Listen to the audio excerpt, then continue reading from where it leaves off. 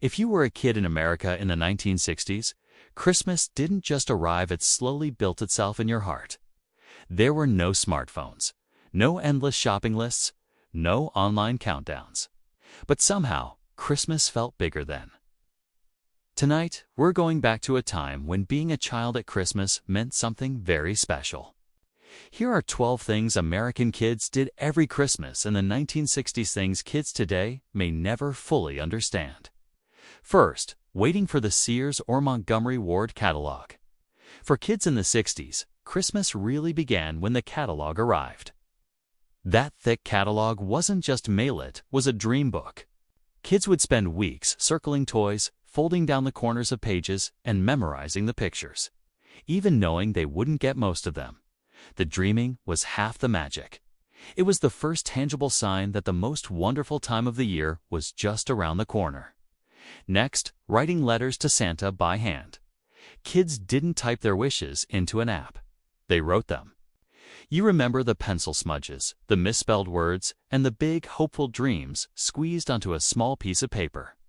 You'd carefully place it in an envelope, maybe even put a stamp on it, and drop it in the mailbox. And somehow, Santa always felt real, because the adults in our lives never rushed to explain otherwise. That belief was a gift in itself. Then there was helping pick out a real Christmas tree. Most families bought real trees, and the hunt was an event. Kids would run through the lot, holding up branches, shaking snow loose, and arguing over which one was the absolute best. The tree was rarely perfect, maybe a little crooked, or with a bare spot, but that's what made it ours. Dragging it home, with needles sticking to your coat, was all part of the grand adventure. Number 4. Making decorations at school. Long before store-bought ornaments became the norm, Christmas decorations came directly from the classroom. We made paper snowflakes, construction paper wreaths, and popcorn strings. Glue, glitter, and crooked handwriting were the main ingredients. Our parents didn't judge the lopsided stars or the messy Santas. They hung them proudly on the tree, right in the front, because they were made with care, and that meant more than anything. And of course, learning Christmas songs in school. For weeks leading up to the holiday, kids practiced carols. Silent Night, Jingle Bells, O Come All the Faithful. We learned the words and sang them together in music class or for the school pageant.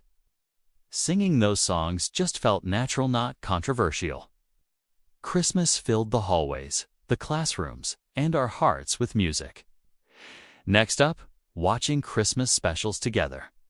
When a Christmas special came on TV, everything in the house stopped. We gathered around the television to watch Rudolph the Red-Nosed Reindeer, Frosty the Snowman, or A Charlie Brown Christmas. You couldn't record it. You couldn't rewind it. If you missed it, you missed it until next year. That scarcity made watching it feel like a truly special, shared event for the whole family. Number 7. Baking with mom or grandma. Kids helped bake cookies, even if helping mostly meant sneaking bites of raw dough when no one was looking. The entire kitchen would smell like sugar, butter, and cinnamon for days.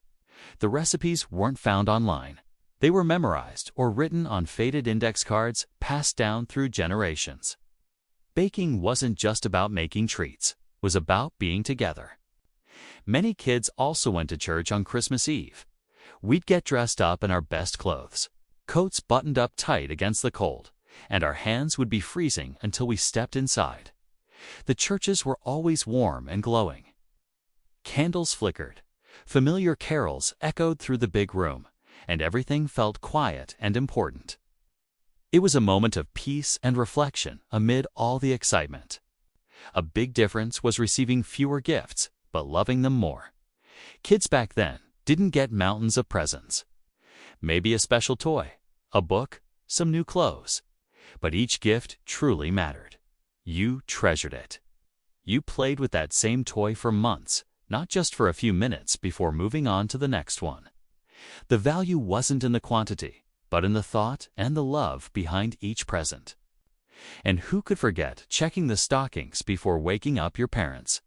Kids always woke up early on Christmas morning, a silent agreement to be as quiet as possible. We'd tiptoe to the fireplace and carefully check our stockings, trying not to make a sound that would wake Mom and Dad. Finding an orange in the toe, some hard candy, and a few other small surprises felt like discovering a secret, magical treasure. After the gifts were opened, we played outside all day. Soon as we could, we'd bundle up and head out the door. We had snowball fights, went sledding down the nearest hill, and came back inside with cold fingers and red noses. No one worried about screen time. Our parents just had one rule: be home by dinner, and we always were, tired and happy. Finally, at the end of Christmas Day, kids fell asleep, exhausted and happy. We didn't feel overstimulated or overwhelmed. We were just full of good food, full of love, and full of memories that were just made.